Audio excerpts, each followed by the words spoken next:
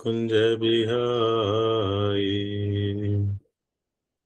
जय राधा माधवा जय कुंज बिहारी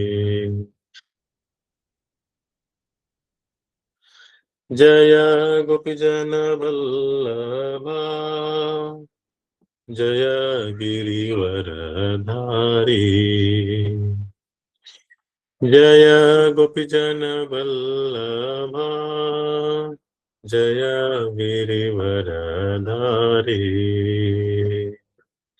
यशोदानंदन ब्रज जन रंजन यशोदानंदन ब्रज जन रंजन यमुना तीर वनचारी यमुना तीर वनचारी जय राधा माधवा जय कुंज बिहारी जय गोपीजन वल्लभा जय गिरिवरधारी यशोदानंदन ब्रज जन रंजन यमुना तीर वनचारी हरे कृष्ण कृष्ण कृष्ण हरे हरे हरे राम राम राम हरे हरे हरे कृष्ण कृष्ण कृष्ण हरे हरे हरे राम राम राम हरे हरे हरे कृष्ण कृष्ण कृष्ण हरे हरे हरे राम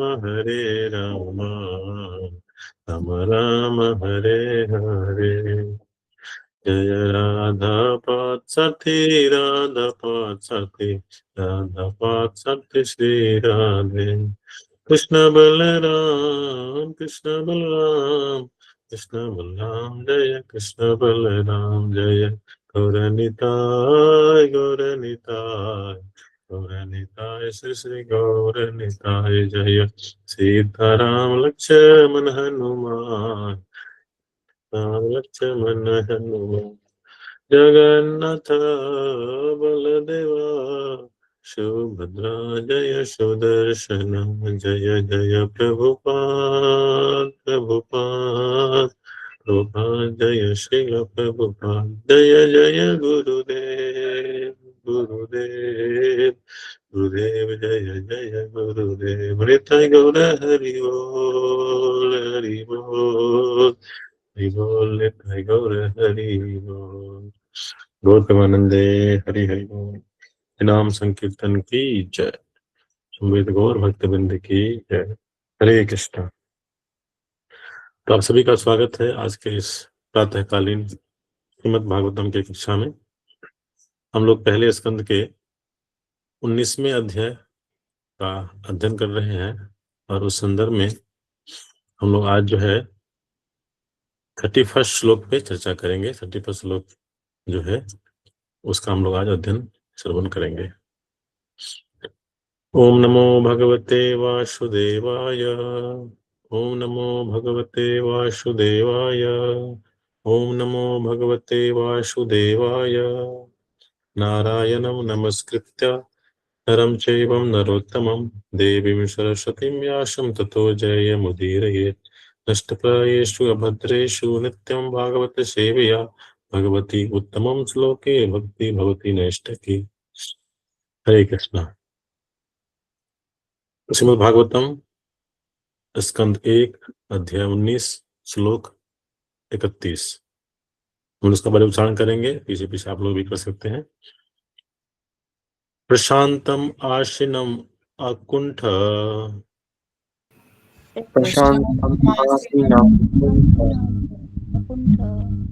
मेधसं मुनिं नृप भागवतः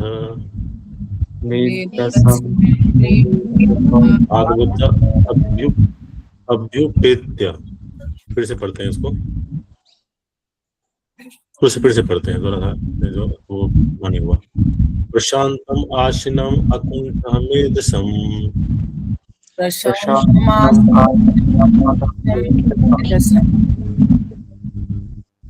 मुनिम नृपः भागवतः अभ्युपेत्य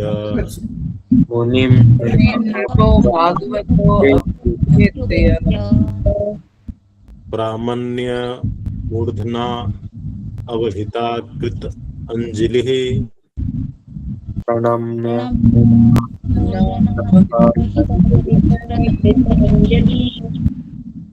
नत्वा गिरा सुनृत्या अन्वपृच्छत नत्वा गिरा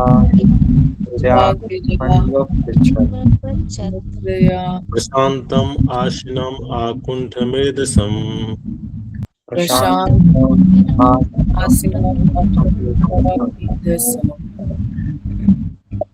मुनिं नृपः भागवतः अभ्युपेत्य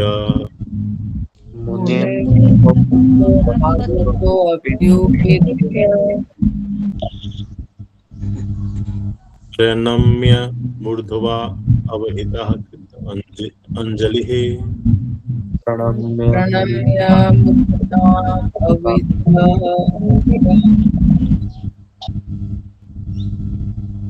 नत्वा गिरा सुनृत्या अन्वपृच्छत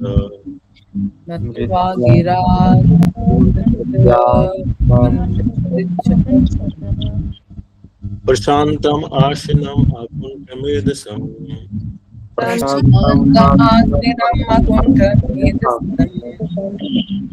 मुनिं नृपः भागवतः अभ्युपेत्य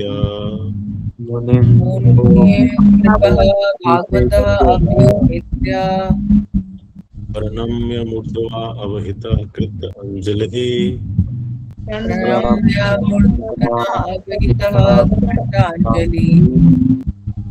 नत्वा गिरा सुनृत्या अन्वपृच्छत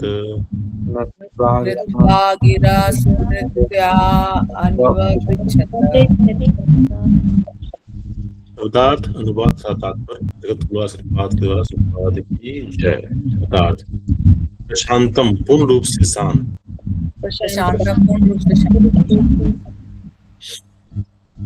आसीनम बैठे हुए,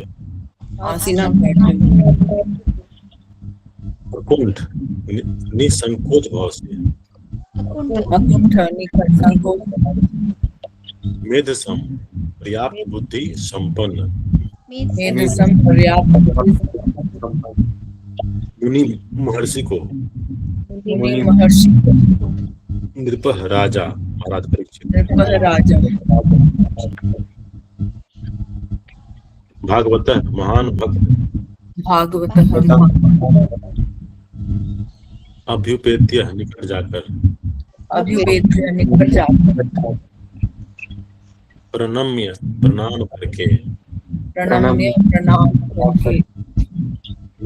मूर्धना सिर से,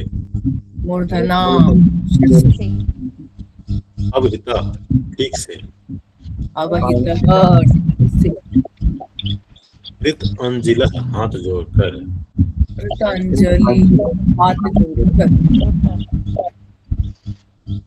नत्वा विनम्रता पूर्वक, गिरा शब्दों से, तू नृत्या मीठी वाणी से,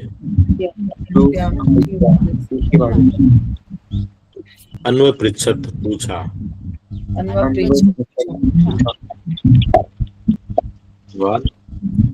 तब प्रखर मुनि स्वामी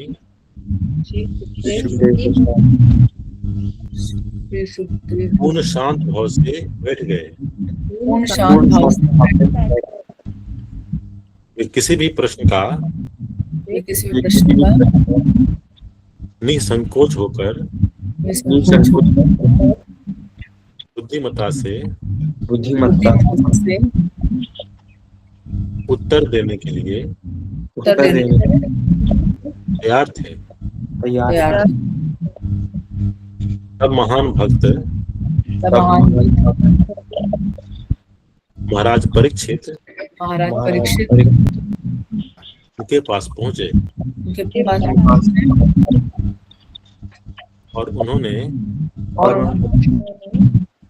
उनके समक्ष उनके समक्ष समक्ष सिर झुकाकर प्रणाम किया सिर सिर झुकाकर झुकाकर प्रणाम किया और हाथ जोड़कर और हाथ जोड़कर और जोड़कर मधुर वाणी से मधुर मधुर वाणी से विनीत होकर पूछा। विनीत होकर क्या कर रहे हैं इस श्लोक के माध्यम से। तब प्रखर मुनि श्री सुखदेव गोस्वामी पूर्ण शांत भाव से बैठ गए।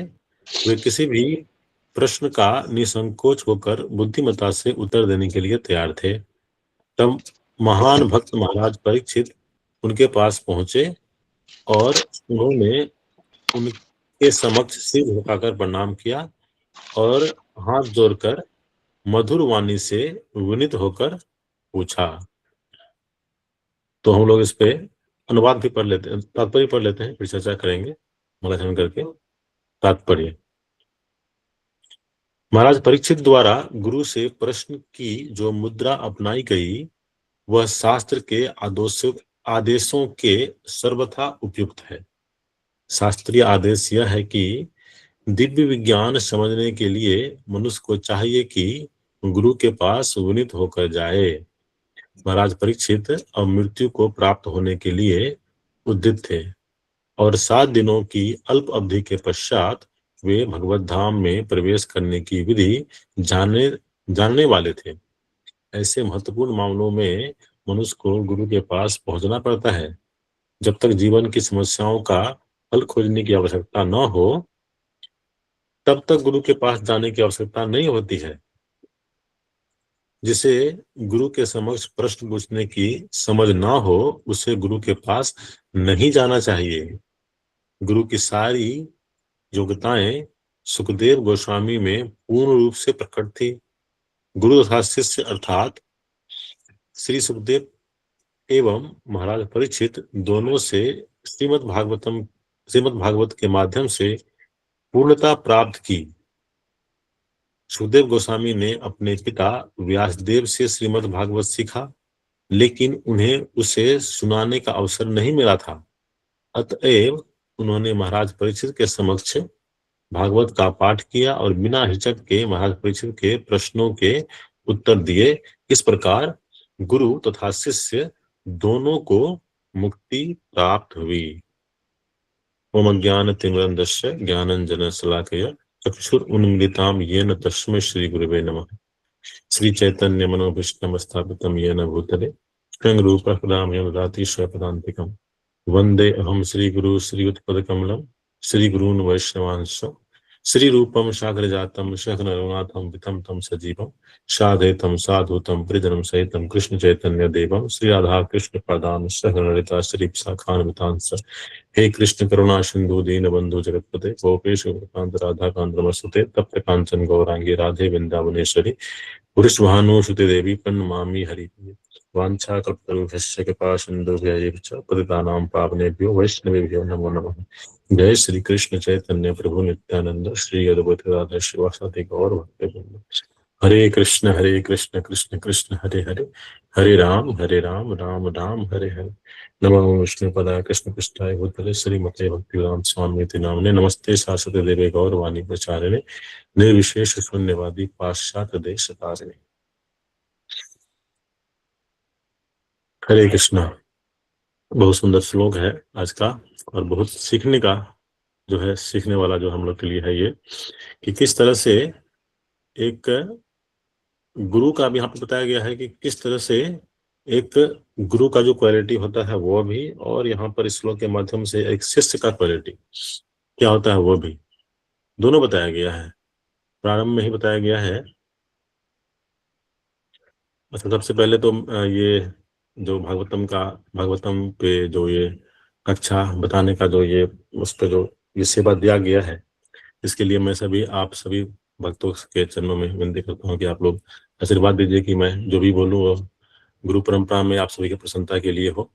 और क्योंकि मेरी इतनी योग्यता नहीं है कि मैं भागवतम पे कुछ उसका व्याख्या कर सकूं, लेकिन सेवा के तौर पे मुझे मिला है तो मैं थोड़ा प्रयास करता हूँ, जो भी मैंने सुना है वैष्णवों से उसी के आधार पर मैं बोलने का प्रयास करता हूँ। तो जो भी मैं बोलूँ वो गुरु परंपरा में हो, आप सभी की प्रसन्नता के लिए है। हरे कृष्णा। तो इस श्लोक के माध्यम से यहाँ पर गुरु और शिष्य दोनों के बारे में पूरी तरह से बताया जा रहा है। श्लोक को यदि हम तोड़ तोड़ के देखने का प्रयास करें तो एक एक जो यहाँ पे गुण दिया गया है उस पर हम लोग विचार करते हैं। सबसे पहले क्या है? प्रशांतम, पूर्ण रूप से शांत। मतलब जो गुरु, मतलब कि एक तो जो आध्यात्मिक गुरु होते हैं वो हैं, शिक्षा गुरु भी होते हैं, और हम जितने भी, चैतन्य महाप्रभु ने कहा कि हम सभी गुरु बन सकते हैं। कहने का मतलब हम सभी अपने आचरण से, जो हमने सीखा उससे हम कोई प्रचार करते हैं। किसी न किसी स्तर पे हम सभी जो है एक गुरु की तरह पे का एक रोल निभाते हैं, चाहे वो अपने बच्चों के लिए हो, अपने परिवारजनों के लिए, अपने मित्रों के बीच में हो, या और किसी विधि से जो है वो होता है। तो ये सारा जो गुण है, ये सारा गुण हमें इस पे विचार करना चाहिए और अपने अपने में इसको जो है ढालने का प्रयास करना चाहिए, अपने में उसमें लाने का प्रयास करना चाहिए। तो ये जो एक तरह से हम जो है, हमको ये दर्पण दिखाया जा रहा है। भागवतम क्या है? भागवतम में एक तरह से हम देखते हैं, अपने आप को आंकते हैं कि हम कहाँ तक पहुंचे हैं और हमें कितनी आवश्यकता है और आगे बढ़ने की। और चूंकि ये दिव्य ग्रंथ है तो जितना हम इसका हम अध्ययन करेंगे, जितना हम श्रवण करेंगे, उतना इससे और अनुभूति होती है। एक ही चीज को आप बार बार पढ़ेंगे तो वो अलग अलग अनुभूति होगी। इस तरह से होता है। पहला क्या बताया गया है? प्रशांतम, पूर्ण रूप से शांत।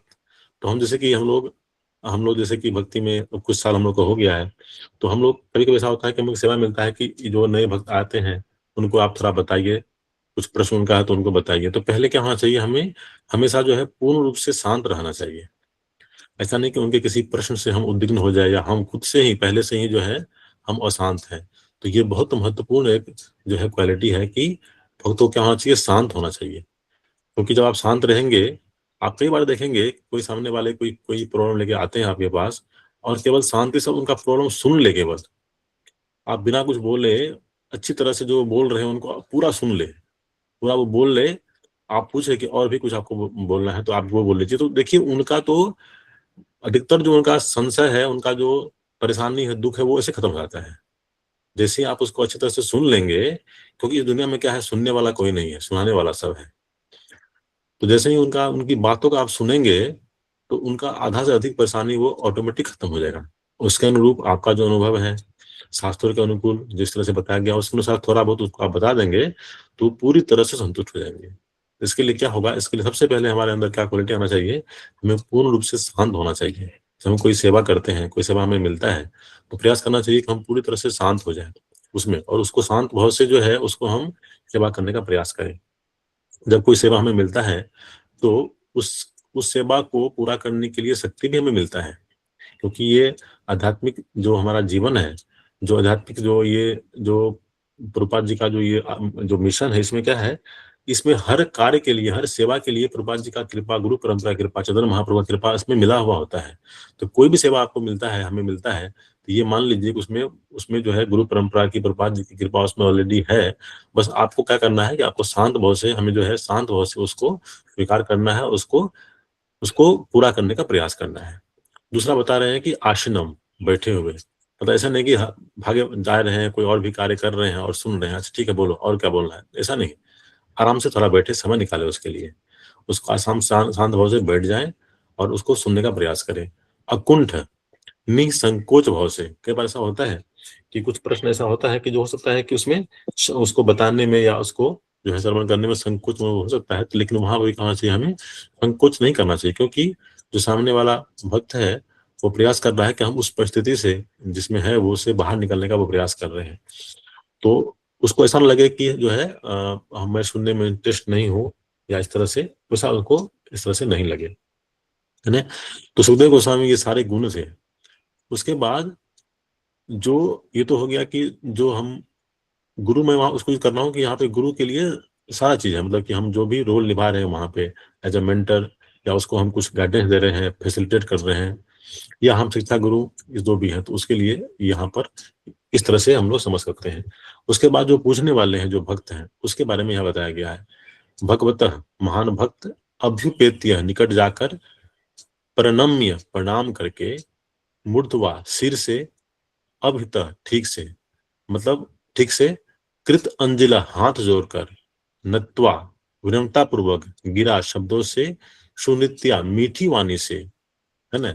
तो क्या है, जाकर के पहले प्रणाम करना चाहिए। यदि जगह है, सुविधा वैसा है तो हमें दंडवत प्रणाम करना चाहिए, नहीं तो कम से कम पांचांग प्रणाम करना चाहिए। फिर भी इतना भी नहीं हो पाया कि इतना भी जगह नहीं है वहां पर कि हम प्रणाम कर सके, उनको दंडवत या पांचांग प्रणाम कर सके, तो कम से कम हाथ जोड़कर तो प्रणाम करना ही चाहिए।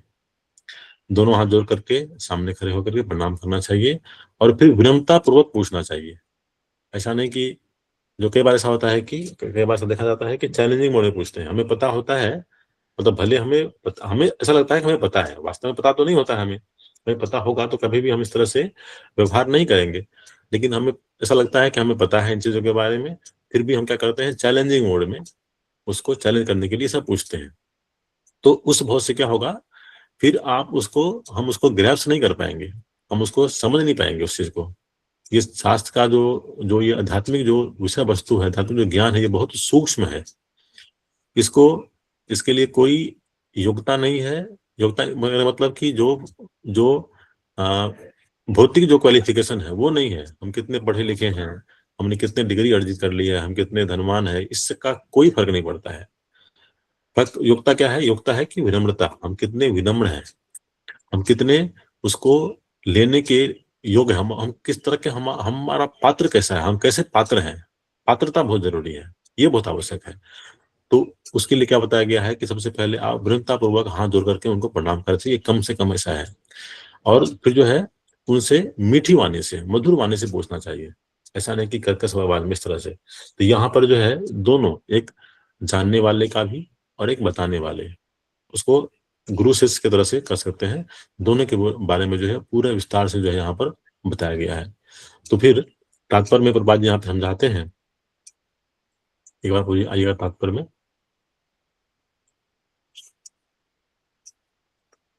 प्रभुपाद जी यहाँ पे कह भी रहे हैं कि महाराज परीक्षित द्वारा गुरु से प्रश्न की जो मुद्रा अपनाई गई वह शास्त्र के आदेशों के सर्वथा उपयुक्त है। अब देखिए हम लोग कितने सौभाग्यशाली हैं कि हम लोग इस संस्था से जुड़े, और हमें बाहरी दुनिया में बहुत अभी भी जो है बहुत लोग को नहीं पता है कि क्या जो है आ, किस तरह से जो है व्यवहार करना चाहिए, किस तरह से जीवन जीना चाहिए। तो उससे क्या होता है, उससे जो है अलग अलग जगह पे अलग अलग ढंग से लोग जीवन जीते हैं, क्योंकि वो जो देखते हैं उनके नजर में जो लगता है कि उनके रोल मॉडल है, उनको कॉपी करते हैं, उनके हिसाब से जीते हैं। जैसे एक सिंपल एग्जाम्पल लेते हैं, एग्जाम्पल तो बहुत सारे हैं, हम सभी जानते हैं एग्जाम्पल को, लेकिन सिंपल से एग्जाम्पल लेते हैं। अभी का माहौल देखें हम, स्टूडेंट के बीच में, तो क्या माहौल है कि रात में देर रात तक पढ़ाई करेंगे और फिर सुबह जो है देर से जगेंगे, इस तरह से। तो ये जो है कॉमन हो गया है। जितने भी कॉलेजेज हैं, यूनिवर्सिटीज हैं, वहां पे आप जाकर देखें, जो हॉस्टल वादी है वहां पे जाकर देखें, तो आपको आपको आएगा कि 1 2 3 बजे तक जो है बच्चे पढ़ाई करते हैं। और पढ़ाई करते हैं, जो भी करते हैं, उसके बाद वो 3 बजे सोएंगे, फिर 3 बजे सोएंगे तो कम से कम 9 बजे उठेंगे, उससे पहले उठ नहीं सकते हैं, 6 घंटा तो कम से कम नींद चाहिए। 9 बजे उठेंगे और फिर जो है बैग उठाएंगे और सीधा कॉलेज जाएंगे। उसमें से बहुत ऐसे होते हैं कि वो ब्रश भी नहीं करते हैं, है ना। नहाने की बात तो बहुत दूर की बात है, वो ब्रश भी नहीं करते और सीधा ऐसे कॉलेज पहुंच गए, इस तरह से। तो सोचिए कि उसका कैसा चेतना है और किस तरह से वो क्या सीख पाएंगे। ऐसा क्यों हुआ, क्योंकि वो आसपास यही देख रहे हैं। ऐसा क्यों देख रहे हैं, क्योंकि उनको बताने के लिए ये चीज है नहीं, उनको ये संग नहीं मिल पाया। तो हम लोग बहुत सौभाग्यशाली है कि हम ये चीज जान पाए कि शास्त्र क्या कहता है, क्योंकि शास्त्र में जो कहा गया है वो क्या है, वो हमेशा सही है और हमारे कल्याण के लिए है। बाहरी दुनिया में अलग अलग तरह से जो लोग हैं वो अपना जीवन जीते हैं, अलग अलग तरह से वो शिक्षा देते हैं। मतलब अभी जैसे कि यूट्यूब का समय है, यूट्यूब पे कितना सारा जो है वो टीचिंग मिलते रहता है। कोई भी इसको स्क्रॉल करता है, किसी को कुछ सर्च करना होता है तो उसमें उसको हजारों वीडियो आ जाएंगे, उसमें हजार तरह का मत है। कोई कहता है कि हाँ ठीक है, तुमको जैसा अच्छा लगता है, तुम्हें देर रात तक पढ़ाई करना अच्छा लगता है तो तुम वही करो, सुबह लेट से उठो, कोई दिक्कत नहीं है, जब पढ़ाई करो। लेकिन वो शास्त्रों के अनुकूल नहीं है, वो लॉन्ग टर्म के लिए अच्छा नहीं है, स्वास्थ्य के लिए भी अच्छा नहीं है, लॉन्ग टर्म के लिए अच्छा नहीं है, उसके साथ में जीवन के लिए तो बिल्कुल अच्छा नहीं है। आध्यात्मिक जीवन में हमें बताया जाता है कि हमें ब्रह्म मुहूर्त से पहले उठ जाना चाहिए और ब्रह्म मुहूर्त में अपना जो है कार्य प्रारंभ कर देना चाहिए, प्रार्थना करके भगवान से। जो है पढ़ाई करना है तो आप पढ़ाई कीजिए, जो लोग का पढ़ाई पूरा हो गया है, गृहस्थ हैं, जॉब कर रहे हैं, तो वो भगवान का नाम जप कीजिए, मंगल आरती करने के बाद भागवत माता का अध्ययन कीजिए, फिर अपने काम पे जाइए। तो ये चीज पता नहीं है उनको, अलग अलग लोग जो है अलग अलग मत देते हैं और उसी को लोग जो है पालन करने लगते हैं। तो ये सही क्या है अब यही नहीं पता है, किसको सही माने। तो हम लोग बहुत सौभाग्यशाली है कि हम लोग प्रभुपाद जी के इस संस्था से जुड़े हैं, और हम लोग अभी घर बैठे, अभी ऑनलाइन में भी, हमारे घर से मंदिर दूर है, फिर भी हम लोग ऑनलाइन में जो है आते हैं यहाँ पर और जान पाते हैं कि क्या करने योग्य है, क्या सही है, क्या गलत है। नहीं तो ये पता नहीं चलता क्या सही है, क्या गलत है। तो ये प्रभुपाद जी कह रहे हैं कि महाराज परीक्षित द्वारा गुरु से प्रश्न जो मुद्रा अपनाई गई, वह शास्त्रों के आदेशों के सर्वथा उपयुक्त है। शास्त्रीय आदेश यह है कि दिव्य विज्ञान समझने के लिए मनुष्य को चाहिए कि बस विनीत होकर जाए। विनीत होकर जाना बहुत जरूरी है। हम ऐसे भी देखते हैं, यदि भौतिक जीवन में भी भौतिक कोई पढ़ाई कर रहे हैं तो वहां भी जो छात्र विनीत है, जो अपने टीचर से, अपने स्कूल या कॉलेज में जो अपने टीचर से विनीत भाव से बात करते हैं, उस पे उनके जो टीचर है वो बहुत खुश होते हैं, बहुत प्रसन्न रहते हैं। उनको जितना चाहेंगे उनको जो है जितना वो जान रहे हैं पूरी तरह से बताएंगे, वो चाहेंगे कि इसको अच्छे से समझ में आए। लेकिन वहीं पे जो छात्र विनीत, इसमें विनम्रता नहीं है, विनीत भाव से नहीं है, तो उसमें जो है उसके प्रति उनका जो है उत्साह भाव नहीं होता है। और आध्यात्मिक जीवन में तो ये बहुत ही आवश्यक है। जब तक हमारे अंदर विनम्रता नहीं होगी, हम पात्र नहीं बन पाएंगे, उसको हम ले नहीं पाएंगे। वहां से ज्ञान तो आएगा। भौतिक जीवन में तो जहाँ विनम्र नहीं बन पाते हैं तो वहाँ वो जो है समझने पाना मुश्किल है। हो सकता है कि जो टीचर है वो बताए भी नहीं। असल जीवन में क्या है कि आपको बताया जाएगा, आप विनम्र नहीं भी हैं, आप यदि विनम्र नहीं भी हैं, हम उस भाव से नहीं भी पूछ रहे हैं, फिर भी जो है सामने वाले बताने वाले बताएंगे, लेकिन चूंकि हम उस पात्र नहीं है तो हम उसको ले नहीं पाएंगे, हम उसको ग्रहण नहीं कर पाएंगे, हमारे पास वो टिकेगा नहीं, क्योंकि हमारे पास वो पात्र ही नहीं है। पात्र मतलब बर्तन रखने के लिए, हम रख ही नहीं पाएंगे उसको। वो ज्ञान तो हमारे पास आएगा लेकिन उसको हम रख नहीं पाएंगे। इसलिए आध्यात्मिक जीवन के लिए तो बहुत ही आवश्यक है ये चीज। आगे बाबा जी कह रहे हैं कि महाराज परीक्षित अब मृत्यु को प्राप्त होने के लिए उद्यत थे, और 7 दिनों की अल्प अवधि के पश्चात वे भगवत धाम में प्रवेश करने की विधि जानने वाले थे। तो हमारा मनुष्य जीवन का जो हमें मनुष्य इसीलिए मिला है कि हम अपने इस मनुष्य जीवन का उपयोग करके हम ये समझ पाए कि किस तरह से हम वापस अपने घर को जा सकते हैं, बैक टू कॉर्डिनर हो सकते हैं। तो ये बहुत जो है, और ये विधि जानने वाले थे महाराज परीक्षित। ऐसे महत्व, चूंकि ये बहुत महत्वपूर्ण मामला था, बहुत महत्वपूर्ण ये जो है ये बात है। ऐसे महत्वपूर्ण मामलों में मनुष्य को गुरु के पास जाना पड़ता है। जब तक जीवन की समस्याओं का हल खोजने की आवश्यकता ना हो, तब तक गुरु के पास जाने की आवश्यकता नहीं होती है। ये भौतिक जीवन में देखते हैं हम लोग कि जब तक कोई समस्या नहीं आता है, हम मान लीजिए पढ़ाई कर रहे हैं और खुद से हो रहा है, तो फिर जरूरी नहीं है कि ट्यूशन आदि करने का। लेकिन लगता है कि मेरे समझ में नहीं आ रहा है कोई पर्टिकुलर विषय, तो उसका फिर अलग से हम ट्यूशन करते हैं या इस तरह से जाते हैं। लेकिन ये भी जो है, अभी देखा जाए तो ये भी जो है आजकल जो है, ये चीज भी थोड़ा मॉडिफाई हो गया है। आजकल तो ट्रेंड बन गया है, हर कोई कोचिंग करेंगे। जितने भी स्टूडेंट है क्लास में, 100 स्टूडेंट है तो 100 कोचिंग करेंगे। कोचिंग या ट्यूशन उनके लिए होता है जिनको वो चीज समझ में नहीं आ रहा है, जो वीक है उनके लिए होता है। जो बुक लिखा, ये बार बार देखा जाता है कि जो कोई भी पुस्तक है, टेक्स्ट बुक है, गवर्नमेंट जो उसको डेवलप करती है, चाहे जो गवर्नमेंट का पब्लिकेशन नहीं भी है, जो प्राइवेट पब्लिकेशन वगैरह भी है, वो भी जो बुक पब्लिश करती है, तो वो बुक जो लिखा होता है वो स्टूडेंट के लिए होता है। बुक में जितनी बातें लिखी हुई है वो स्टूडेंट के लिए ही है, टीचर को तो पता है ऑलरेडी। यदि ऐसा नहीं होता तो इतने सारे बुक में एग्जाम्पल, इतना सारा थ्योरी, इतना सारा फोटोग्राफ्स क्यों दिया होता? सीधा सीधा कुछ प्रश्न दिया होता। जो भी टेक्स्ट बुक होता है, चाहे हेल्प बुक होता है, वो किसके लिए होता है? वो छात्रों के लिए होता है। और इस तरह से लिखा होता है कि उसको अच्छी तरह से पढ़ करके कोई भी समझ सकता है। लेकिन जो थोड़ा वीक है पढ़ने में, उसको जरूरत पड़ता है फिर ट्यूशन कोचिंग का, गाइडेंस का। तो उनको जाना चाहिए। ऐसा नहीं कि सबको ट्यूशन पकड़ना है, सबको कोचिंग जाना है। आज का जो ट्रेंड हो गया है, तो ये जो है अभी तो बिल्कुल समझ में नहीं आ रहा है लोगों को। ट्यूशन भी कर रहे हैं, कोचिंग भी कर रहे हैं, फिर उसी सब्जेक्ट का फिर अलग से फिर ट्यूशन भी जा रहे हैं। खुद से सेल्फ स्टडी करने का समय ही नहीं है। ये पता ही नहीं उनको चल पा रहा है कि अपने को आंकने का समय ही नहीं है। और वो भी नहीं कि ट्यूशन में भी क्या होना चाहिए कि जैसे कि कोई पर्टिकुलर सब्जेक्ट है, उसको हमने पढ़ाई किया, जो पार्ट समझ में नहीं आया वो चीज पूछना चाहिए। ऐसा नहीं कि वहां पे गए और कोई चैप्टर शुरू हुआ, शुरू से जो है टीचर समझा रहे हैं, लिखा रहे हैं, फिर तो क्या होगा ना, एक तरह से कहते हैं ना कि यदि आ, वो चीज जो आप खुद से समझने योग्य, अपने अपना अंदर जो है योग्यता आप बना सकते थे, वो जो है वो क्या होगा, वो धीरे धीरे खत्म हो जाएगा। आप डिपेंडेंट हो जाएंगे। इसलिए प्रयास पहले यही करना चाहिए कि खुद से समझने का प्रयास करें। जहाँ पे डाउट है, समझ में नहीं आ रहा है, वहां पे थोड़ा हेल्प ले, फिर उसको खुद से करें। इससे क्या होगा, हमारे अंदर वह क्वालिटी डेवलप होगा कि किसी चीज को हम पढ़ के समझ सके, ताकि आगे जब जाएंगे हम, तो फिर वो दिक्कतें नहीं होगी। आगे कोई और समस्या आएगा, चाहे हमारे जॉब में, चाहे हमारे जीवन में, तो उस समस्या का समाधान निकालने हमें खुद से आएगा। हम डिपेंडेंट नहीं होंगे। नहीं तो क्या होगा, हम अभी से डिपेंडेंट हो गए और उस समय फिर हमें समझ में नहीं आएगा, हम फिर किसी को ढूंढेंगे, कोई मुझे बताए कि इससे कैसे बाहर निकले। तो ये सब जो है बहुत ही एक तरह से जो अभी का जो युवा समाज है वो गलत डायरेक्शन में जा रहे हैं, वो जस्ट कॉपी कर रहे हैं। ये सब समझने वाली बात है कि जब तक आवश्यकता नहीं होती तब तक जाना भी नहीं चाहिए, ये भी बहुत आवश्यक है। कृपा जी वही कह रहे हैं, तब तक गुरु के पास जाने की आवश्यकता नहीं होती है। जिसे गुरु के समक्ष प्रश्न पूछने की समझ ना हो, उसे गुरु के पास नहीं जाना चाहिए। आध्यात्मिक जीवन में ये बहुत आवश्यक है। यदि हमें ये नहीं पता है कि कैसे प्रश्न पूछना चाहिए और क्या प्रश्न पूछना चाहिए, क्योंकि जो गुरु है उनका समय काफी महत्वपूर्ण होता है, वो अपने उस समय से कितने लोग का उद्धार कर सकते हैं। तो हम जा करके व्यर्थ का प्रश्न वहां पर ना पूछे, या हमें प्रश्न पूछना नहीं आ रहा तो वो ना करें, उनके समय को हम जो है नष्ट ना करें इस तरह से। तो ये भी समझना चाहिए कि प्रश्न यदि हम पूछने के योग्य नहीं है, नहीं आ रहा है, तो वो प्रश्न भी नहीं पूछना चाहिए। गुरु की सारी योग्यताएं सुखदेव गोस्वामी में पूर्ण रूप से प्रकट थी।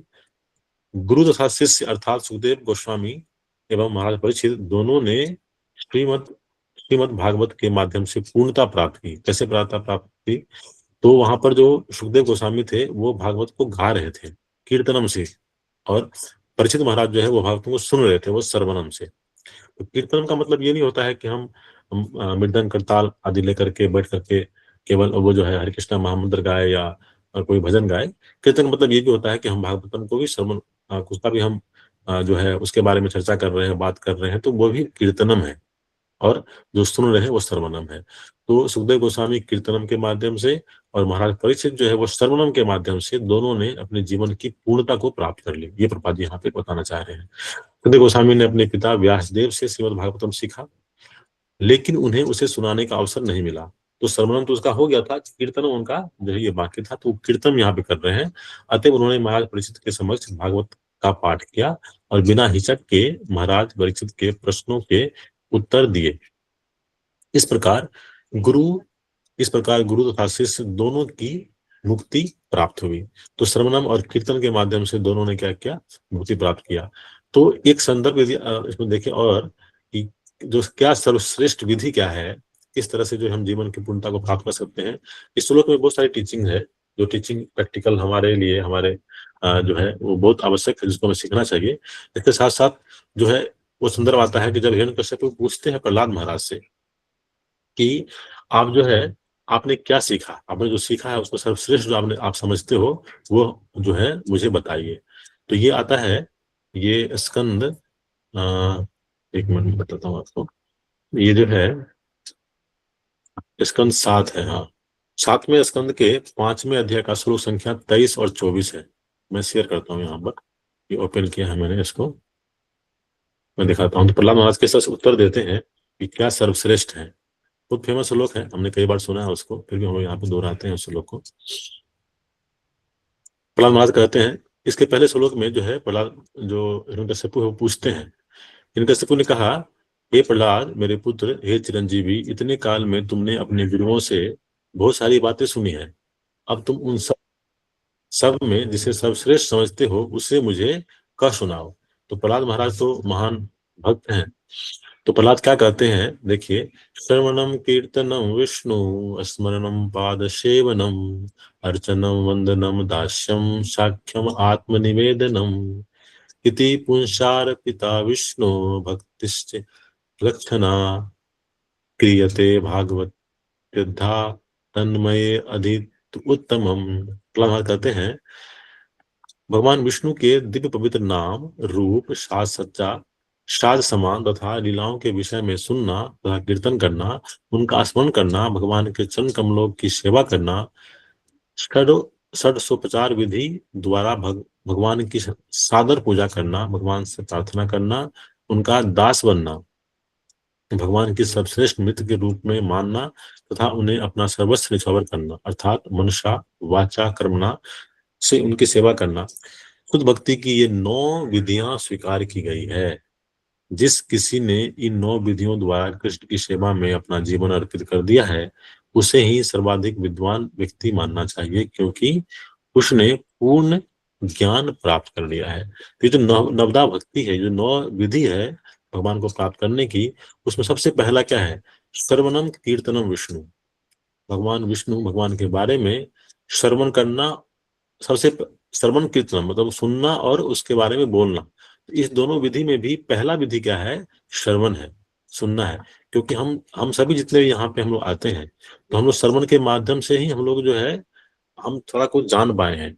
और दूसरा क्या है, जब हम श्रवण करते हैं, इसको समझते हैं, तो प्रयास करना चाहिए इसको अपने जीवन में अप्लाई करने का। और अप्लाई करने का फिर जो है उसको आता है कीर्तन, फिर उसको बताने का। ऐसा क्यों? कि जब हम उसको अपने जीवन में अप्लाई करेंगे और तब जब जाकर के जब इसको हम बोलेंगे तो उसका प्रभाव अच्छे से पड़ेगा। जब हम कोई चीज है, कोई नियम है, कोई विधि है जिसको हम खुद से पालन करते हैं और उसका जब हम फिर किसी को बताते हैं तो उसके ऊपर प्रभाव पड़ता है। तो इसमें जो है एक कथा भी आता है, समय कम है। एक कथा भी आता है साधु और बच्चे का। एक माता जो होती है अपने बच्चे को साधु के पास ले जाती है और वो चीनी खाने से मना करती है। तो साधु बोलते हैं कि आप एक सप्ताह के बाद आइए। इस बार के बाद पहुंचते हैं तो फिर वो साधु जो है उस बच्चे को बोलते हैं कि बेटा आप चीनी मत खाया करो, वो स्वास्थ्य के लिए अच्छा नहीं होता है। तो उसके माता को लगता है कि ये यही चीज तो वो पहले वीक भी बोल सकते थे, इस हफ्ते के बाद क्यों बुलाया, दोबारा क्यों बुलाया हमें, हम इतना दूर से चल के आए हैं। तो ये प्रश्न पूछती है साधु से। साधु बोलते हैं कि देखिए माता जी, ये पहले मैं भी चीनी खाया करता था, तो चूंकि मैं चीनी खा रहा था, मैं इस बच्चे को बोलता तो उसका उतना प्रभाव नहीं पड़ता। मैं बोलता वो सुन लेता, लेकिन होता है कि उसमें परिवर्तन नहीं आता है। सप्ताह भर मैंने प्रयास किया उसको छोड़ने का, मैं पूर्णतः चीनी खाना इस तरह से मैंने अधिक खाना छोड़ दिया है। अब मैं बोल रहा हूँ तो इसका प्रभाव इसके ऊपर पड़ेगा। तो ये जो है बहुत आवश्यक है आध्यात्मिक जीवन में। जब कोई चीज हम बोलते हैं तो हमारा आचरण कैसा है उसका प्रभाव पड़ता है, हमारी चेतना कैसी है। तो इसलिए जो है हम पहला क्या है, सर्वनाम है, उसको अपने ऊपर अप्लाई करने का प्रयास करना है। और जिस स्तर से हम उसको अपने ऊपर अप्लाई करते हैं हम शुद्ध होते हैं, और जब हम बोलते हैं तो उसी तरह का प्रभाव उसके ऊपर पड़ता है। तो ये बहुत आवश्यक है। तो नवदा भक्ति में सबसे जो है वो सर्वश्रेष्ठ क्या है, सर्वनाम और कीर्तन। सर्वनाम और कीर्तन में भी सर्वश्रेष्ठ क्या है, सर्वनाम। सुनेंगे हम तभी हम उसको इम्प्लीमेंट कर पाएंगे और तब जाके हम बोल भी पाएंगे। सुनेंगे नहीं तो फिर हम उसको बोल भी नहीं पाएंगे। और सर्वनाम और भी महत्व क्यों है, क्योंकि हम सोए हुए भी होते हैं तो हमारी सारी इंद्रियां, बहुत सारी इंद्रियां जो हमारी है वो शिथिल पड़ जाती है, लेकिन हमारा जो कान है, जो सर्वनम है, वो तब भी एक्टिव होता है। जैसे कि हम लोग सोते हैं तो हम अलार्म क्लॉक लगा के सोते हैं। जैसे ही हम जो अलार्म बजता है तो हमारे कान में आवाज आता है तो हमारा नींद खुल जाता है, या कोई आवाज दिया तो नींद खुल जाता है। इस तरह से तो जो तुम्हारा सर्वनम जो है, हमारा कान जो है वो कभी भी एक्टिव रहता है। तो ये बहुत महत्वपूर्ण है सर्वनम। इसलिए हमें कहा भी गया है कि हमें जो है नित्य रूप से हमें श्रवण करना चाहिए। प्रयास तो करना चाहिए कि हम क्लास में यहाँ पर आकर के, ऑनलाइन में आकर के भक्तों को भी श्रवण करें। हम सभी का ये अनुभव है, श्रवण करते हैं और वही लेक्चर जो है आप अकेले में सुने, तो यहाँ पे आके सुनना, अकेले में सुनना में बहुत का अंतर होता है।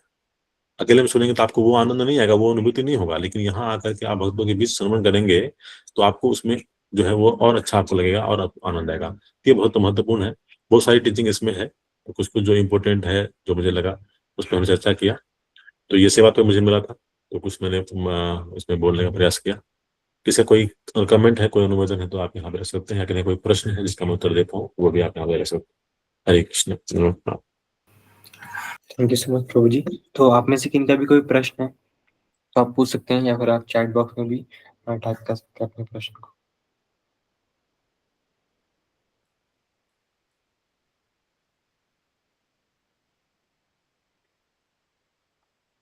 प्रभु जी, मेरा एक प्रश्न है कि जैसे इधर पात्रता के विषय में इधर आपने बताया, हमको इस श्लोक के माध्यम से आपने बताया कि पात्रता होनी चाहिए हमारे अंदर। तो ऐसी मतलब पात्रता को क्या आप थोड़ा और डिस्क्राइब कर सकते हैं कि किस तरह की हमारे अंदर जो गुण होते हैं वो हमको डेवलप करने का प्रयास करना चाहिए, कि हम उससे फिर हम गुरु के समक्ष जा पाए और हम अपनी भौतिक मतलब आध्यात्मिक जीवन में भी वो पात्रता को हम इस्तेमाल कर पाए अच्छे से। हरे कृष्ण प्रभु जी, बहुत सुंदर प्रश्न है। पात्रता, क्योंकि हम सभी को जो है, हम लोग आध्यात्मिक जीवन में हम लोग आगे बढ़ने का प्रयास करते हैं, हम सभी को प्रयास करना चाहिए कि हम पात्र बने। जैसे कि हम लोग दीक्षाएं लेते हैं दीक्षा लेने के लिए, तो उसके लिए भी हमें पात्र बनना पड़ता है। जब हमें लगता है, हमारे जो मेंटर काउंसलर होते हैं, जब उनको लगता है कि ये जो है दीक्षा के योग्य है, तब जो है वो हमें बताते हैं कि ठीक है आप फॉर्म भर सकते हैं, अप्लाई कर सकते हैं। ये पात्र बनना बहुत आवश्यक है। हम आध्यात्मिक जीवन तो बहुत आवश्यक है ही, भौतिक जीवन में भी देखे यदि हम, तो यदि हम हर जो भी हम लोग भक्त यहाँ पर हैं, हम सभी या तो पुत्र हैं या पिता हैं, मतलब हमारा कोई जो संबंध है, तो वहां भी पात्र बनना बहुत आवश्यक है। एक पिता को कैसा होना चाहिए, एक पुत्र को कैसा होना चाहिए, तो वह जो गुण है वह प्रयास करना चाहिए शास्त्रों के अनुसार से उसको हम जाने और उसको उसके अनुरूप जो है हम अपने आप को ढालने का प्रयास करें। जैसे कि यहाँ बताया गया कि प्रश्न पूछने के लिए क्या पात्रता है कि हमें विनम्र होना चाहिए पहली बात, और विनम्रतापूर्वक हमें सामने जाकर के प्रणाम करना चाहिए और हमें जो है मधुर वचन से बोलना चाहिए। इस तरह से बोलना चाहिए। ये वहाँ का पात्रता हो गया। इस तरह से अलग-अलग चीज़ में जो है उसके लिए क्या अनुकूल है, क्या अनुरूप है, और कई बार क्या होता है कि सामने वाले को किस तरह से पसंद है। जैसे कि हम फैमिली में रहते हैं या हमारे और फ्रेंड हैं, तो वह किस तरह से हम हमसे किस तरह का उम्मीद करते हैं, तो वह भी जो है हम अपने अंदर ढालते हैं, तो वह भी एक तरह से पात्रता है। तो पात्रता में बहुत आता है, तो इस पे जो है बहुत सारे लेक्चर भी हैं, शरणागति के भी लेक्चर हैं। शरणागति के अंदर में भी जो है बहुत तरह से बताया रहा है कि किस तरह से जो है हम जो है और हम जो है पात्र बन सकते हैं, भक्ति के पात्र बन सकते हैं, गुरु के पास जाने के योग्य बन सकते हैं। इस तरह से बहुत सारा चीज़ है, बहुत इसमें वो लंबा है, तो इसको और जो है धीरे-धीरे प्रभु जी वो आएगा, अलग-अलग कक्षाओं में थोड़ा-सा आएगा इसमें। मेन चीज़ यही है कि हमें जो चीज़ प्राप्त करना है, उसके लिए जो हम जानने का प्रयास करना चाहिए और उसके अनुरूप जो है अपने आप को ढालने का प्रयास करना चाहिए। हरे कृष्ण प्रभु। थैंक यू सो मच जी। तो और उनके भी कोई प्रश्न हो तो आप पूछ सकते हैं। हरे कृष्ण। तो आई थिंक प्रभु जी और उनका कोई प्रश्न नहीं है। तो जैसे कि आपने देखा कि ये जो हम वर्स अगर हम इंडिविजुअली भी पढ़ते तो हम उतना नहीं समझ पाते, लेकिन जिस तरह से प्रभु जी ने उनको भौतिकता से लिंक करके हमको समझाने का प्रयास किया है, तो हम काफी अच्छे, काफी बेहतर तरीके से हम उसको समझ पाए और लिंक कर पाए कि किस तरह हमको इस श्लोक के माध्यम से हम क्या क्या चीज सीख सकते हैं। तो इतने सुंदर लेक्चर के लिए हम प्रभु जी का धन्यवाद करेंगे bye loudly chanting Hare Krishna महामंत्र। हरे कृष्णा कृष्णा कृष्णा हरे हरे, हरे राम राम राम हरे हरे। थैंक यू सो मच प्रभु जी। हरे कृष्ण धर्म कुणाल सेवा कृष्ण।